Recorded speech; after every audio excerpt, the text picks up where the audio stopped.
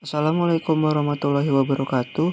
Kami dari kelompok 1 Analisis Laporan Keuangan 3 semester 6 jurusan Administrasi Publik. Ingin mempresentasikan tentang analisis laporan keuangan. Di sini ada dosen pengampu Dr. Aisiti Farida, MSI. Kemudian kelompok saya yang terdiri atas 4 orang. Yang pertama Tias Dwi, Rizal Zulham, Rani, dan Rio Budi. Analisis laporan keuangan adalah suatu proses penelitian laporan keuangan beserta unsur-unsurnya yang bertujuan untuk mengevaluasi dan memprediksi kondisi keuangan perusahaan atau badan usaha dan juga mengevaluasi hasil-hasil yang telah dicapai perusahaan atau badan usaha pada masa lalu dan sekarang. Analisis terhadap laporan keuangan suatu perusahaan pada dasarnya karena ingin mengetahui tingkat keuntungan, tingkat resiko, dan tingkat kesehatan suatu perusahaan. Kemudian, ini adalah materi-materi yang akan dibahas pada pertemuan kali ini, yang terdiri dari 8 subbab. Yang pertama, definisi dan tujuan laporan keuangan dan analisis laporan keuangan. Yang kedua, syarat-syarat analisis laporan keuangan. Yang ketiga, keterbatasan laporan keuangan. Yang keempat, metode-metode analisis laporan keuangan. Yang kelima, bentuk-bentuk laporan keuangan. Yang keenam, metode dan teknik analisis. Yang ketujuh, analisis perbandingan laporan keuangan. Terakhir, pengguna laporan keuangan dan tujuan penggunanya. Definisi laporan keuangan. Menurut Ikatan Akuntan Indonesia atau IKA, TIAS tahun 2020, laporan keuangan ini adalah rangkaian yang menunjukkan posisi keuangan serta kinerja keuangan dalam suatu entitas. Pengertian keuangan menurut Munawir pada dasarnya adalah hasil dari proses akuntansi yang dapat digunakan sebagai alat untuk berkomunikasi antara data keuangan dan aktivitas suatu perusahaan dengan pihak-pihak yang berkepentingan dengan dan atau efektivitas perusahaan tersebut. Nazwanti tahun 2017. Jadi, laporan keuangan ini menurut suatu objek dari analisis terhadap laporan keuangan harus dipahami apa dan bagaimana laporan keuangan tersebut, latar belakang penyusunan dan penyajian laporan keuangan, tujuan laporan keuangan pada hakikatnya merupakan hasil dari proses akuntansi untuk mengkomunikasikan data keuangan kepada pihak-pihak yang berkepentingan. Mengenai tujuan pelaporan keuangan dapat dilihat pendapat menurut Prastowo Muklis tahun 2013 bahwa laporan keuangan disusun dengan tujuan menyediakan informasi yang menyangkut posisi keuangan, kinerja, dan perubahan posisi keuangan suatu perusahaan yang bermanfaat bagi sejumlah besar pemakaian dalam pengambilan keputusan ekonomi. Jadi, laporan keuangan sangat berperan penting dalam mengelola suatu perusahaan karena dia mencakup sebagian besar dalam proses pengambilan keputusan ekonomi yang tadi yang disebutkan, seperti menyangkut di mana letak posisi keuangan, kinerja, dan perubahan posisi keuangan. Analisis laporan keuangan adalah analisis mengenai 2 daftar yang disusun oleh akuntan pada akhir periode untuk perusahaan. Kedua daftar itu adalah daftar neraca atau laporan posisi keuangan dan daftar pendapatan atau daftar laba rugi. Sebuah proses untuk mempelajari data-data keuangan agar dapat memahami tentang posisi keuangan, hasil operasi, dan perkembangan perusahaan di masa yang akan datang. Kemudian, secara umum, analisis laporan keuangan ini bertujuan untuk mengetahui tingkat efektif dan efisiensi kinerja keuangan perusahaan. Selain itu, digunakan sebagai tolak ukur bagi perusahaan untuk meningkatkan kinerja serta untuk membandingkan kinerja keuangan setiap periode akuntansi. Arti penting analisis laporan keuangan adalah yang pertama, bagi pihak manajemen untuk mengevaluasi kinerja perusahaan, kompensasi, pengembangan karir.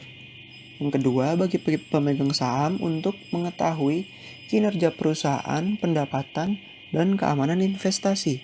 Yang ketiga, bagi kreditur untuk mengetahui kemampuan perusahaan melunasi utang beserta bunganya.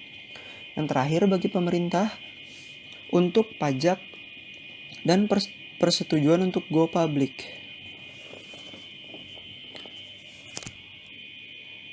Terdapat beberapa langkah yang harus ditempuh untuk menganalisis laporan keuangan. Adapun langkah-langkah yang harus dilakukan adalah yang pertama, memahami latar belakang data keuangan. Jadi mencakup pemahaman tentang bidang-bidang usaha dan kebijakan akuntansi yang dianut dan diterapkan oleh perusahaan. Yang kedua, memahami kondisi-kondisi yang berpengaruh pada perusahaan. Mencakup informasi mengenai tren atau kecenderungan industri di mana perusahaan beroperasi seperti perubahan teknologi, perubahan selera konsumen, dan perubahan faktor-faktor ekonomi seperti perubahan pendapatan per kapita, tingkat bunga, dan tingkat inflasi dan pajak. Yang ketiga, mempelajari dan mengamati laporan keuangan secara menyeluruh. Tujuan langkah ini adalah untuk memastikan bahwa laporan keuangan sudah jelas. Yang terakhir, menganalisis laporan keuangan. Jadi, ini menggunakan metode dan teknik analisis yang ada dapat menganalisis laporan keuangan dan menginterpretasikan hasil analisis tersebut. Kemudian, syarat-syarat analisis laporan keuangan. Yang pertama, relevan. Data yang diolah ada kaitannya dengan transaksi. Yang kedua, jelas dan dapat dipahami. Informasi yang disajikan harus ditampilkan sedemikian rupa sehingga dapat dipahami dan dimengerti oleh semua pembaca laporan keuangan. Yang ketiga, dapat diuji kebenarannya. Yang keempat, netral. Laporan keuangan yang disajikan dapat digunakan oleh semua pihak. Yang kelima, tepat waktu. Laporan keuangan yang disajikan harus dapat diperbandingkan dengan periode-periode sebelumnya. Yang terakhir, lengkap. Data yang disajikan dalam informasi akuntansi harus lengkap sehingga tidak memberikan informasi yang menyesatkan bagi para pemakai laporan keuangan. Keterbatasan laporan keuangan. Yang pertama, pembuatan laporan keuangan disusun berdasarkan sejarah atau historis, di mana data-data yang diambil dari data masa lalu. Yang kedua, laporan keuangan dibuat umum, artinya untuk semua orang, bukan hanya pihak tertentu saja. Yang ketiga, proses penyusunan tidak terlepas dari taksiran-taksiran dan pertimbangan-pertimbangan tertentu. Yang keempat, laporan keuangan bersifat konservatif dalam menghadapi suatu ketidakpastian. Yang kelima, laporan keuangan selalu berpegang teguh kepada sudut pandang ekonomi dalam memandang peristiwa-peristiwa yang terjadi, bukan kepada sifat formalnya. Yang keenam, disusun dengan istilah teknis. Yang ketujuh, variasi metode yang menyebabkan variasi output.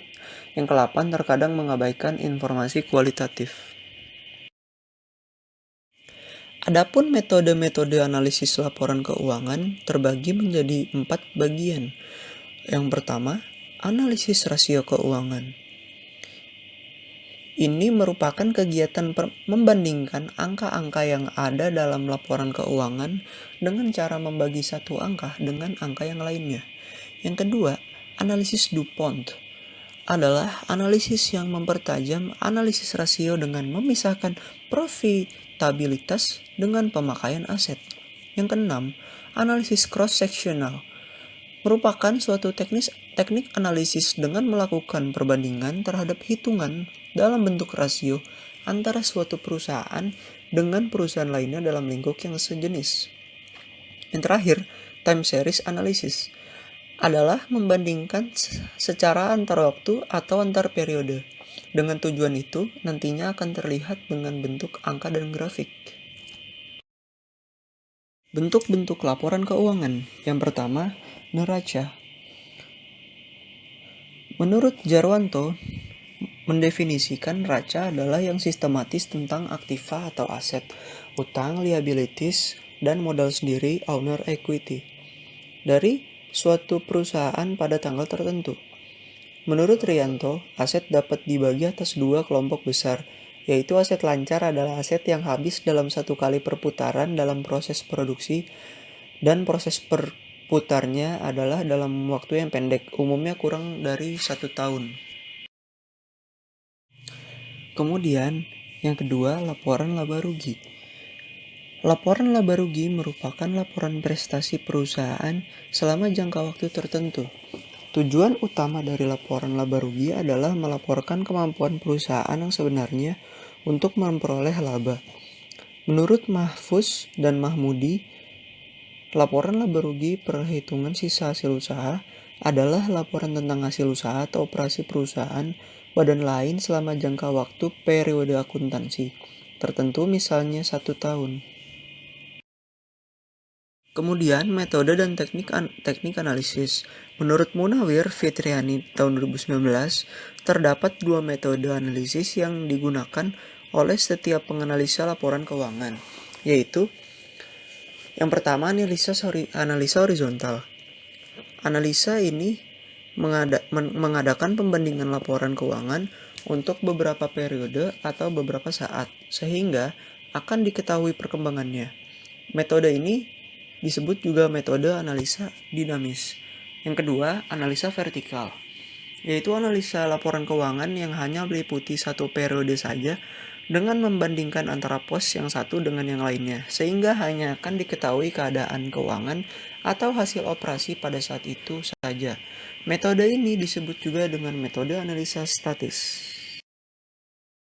Teknik-teknik metode analisa yang biasa digunakan dalam analisa laporan keuangan menurut Munawir adalah sebagai berikut.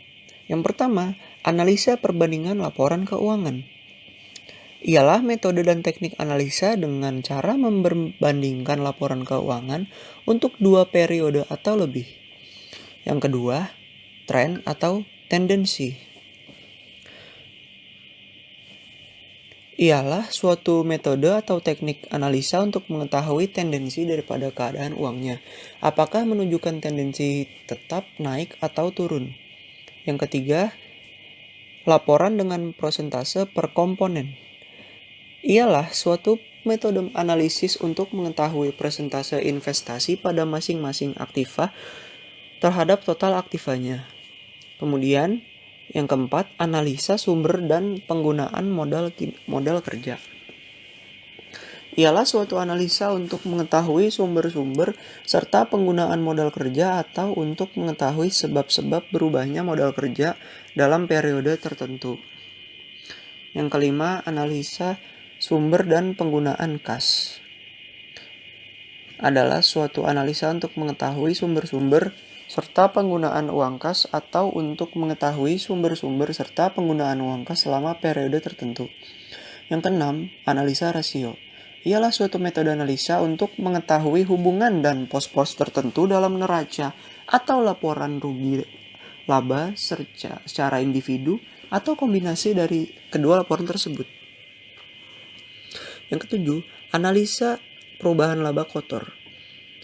Ialah suatu analisa untuk mengetahui sebab-sebab perubahan laba kotor suatu perusahaan dari periode yang lain atau perubahan laba kotor suatu periode dengan laba yang dibudgetkan untuk periode tersebut.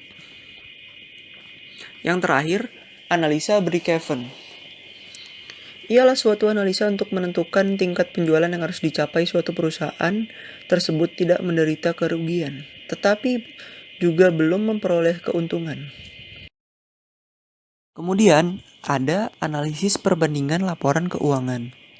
Analisis perbandingan laporan keuangan merupakan analisis vertikal horizontal yang membandingkan antara setiap pos-pos yang sama dalam laporan keuangan untuk periode beberapa tahun, sehingga dapat diketahui perbandingan tren atau kecenderungannya. Tujuan dan manfaat analisis perbandingan laporan keuangan adalah mengetahui perubahan berupa kenaikan dan penurunan pos-pos laporan keuangan, membandingkan data keuangan 2 periode atau lebih sehingga dapat diperoleh data, menentukan bagaimana setiap pos laporan keuangan berubah, Manfaatnya adalah memberikan gambaran secara periodik yang dilakukan manajemen, dapat menyajikan data historis dan menyeluruh dari data yang ada, membantu para manajer. Fungsi atau kegunaan analisis perbandingan laporan keuangan adalah untuk mengetahui perubahan masing-masing unsur laporan keuangan sebagai dasar pembuatan perencanaan, kebijaksanaan, keputusan, serta ketindakan operasional manajemen.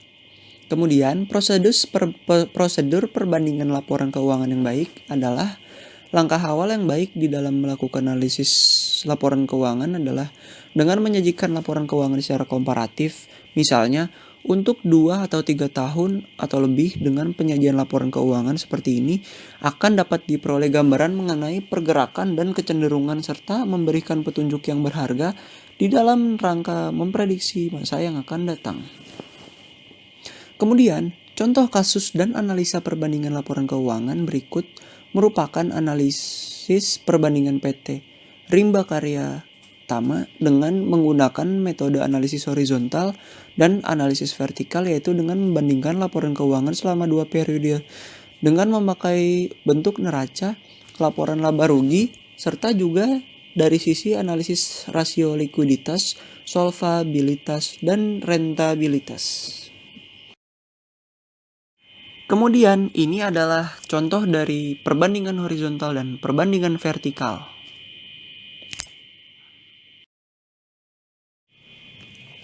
Pengguna laporan keuangan dan tujuan penggunaannya. Yang pertama adalah investor, penanam modal, dan penasehat. Mereka berkepentingan dengan resiko yang melekat serta hasil pengembangan dari investasi yang mereka lakukan. Yang kedua, karyawan. Karyawan dan kelompok yang mewakili mereka tertarik pada informasi mengenai stabilitas dan profitabilitas perusahaan. Kemudian, pemberi pinjaman. Pemberi pinjaman tertarik dengan informasi keuangan yang memungkinkan mereka untuk memutuskan apakah pinjaman serta bunganya dapat dibayar pada saat jatuh tempo. Yang keempat, pemasok dan kreditor usaha lainnya. Ia tertarik dengan informasi yang memungkinkan mereka untuk memutuskan apakah jumlah yang kewajibannya akan dibayar pada saat jatuh tempo. Yang kelima, pelanggan. Para pelanggan berkepentingan dengan informasi mengenai kelangsungan hidup perusahaan, terutama mereka yang terlibat dalam perjanjian jangka panjang dengan atau bergantung pada perusahaan. Yang keenam, pemerintah. Pemerintah dan berbagai lembaga yang berada di bawah kekuasaannya berkepentingan dengan alokasi sumber daya dan karena itu berkepentingan dengan aktivitas perusahaan. Yang ketujuh, masyarakat.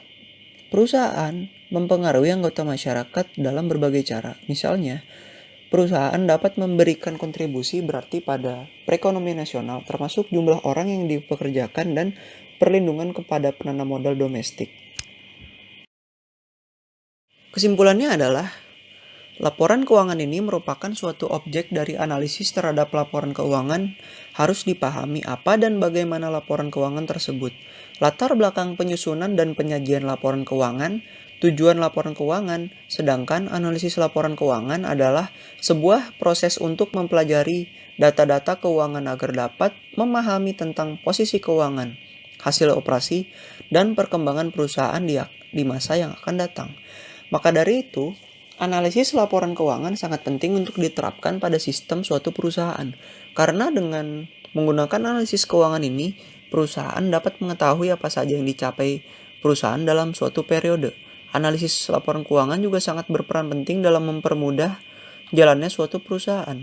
Lewat metode-metode analisis laporan keuangan, perusahaan dapat lebih mudah mengetahui apa saja kelebihan dan kekurangan dari perusahaan tersebut. Demikian materi yang sudah saya sampaikan. Kurang lebihnya mohon maaf. Wassalamualaikum warahmatullahi wabarakatuh.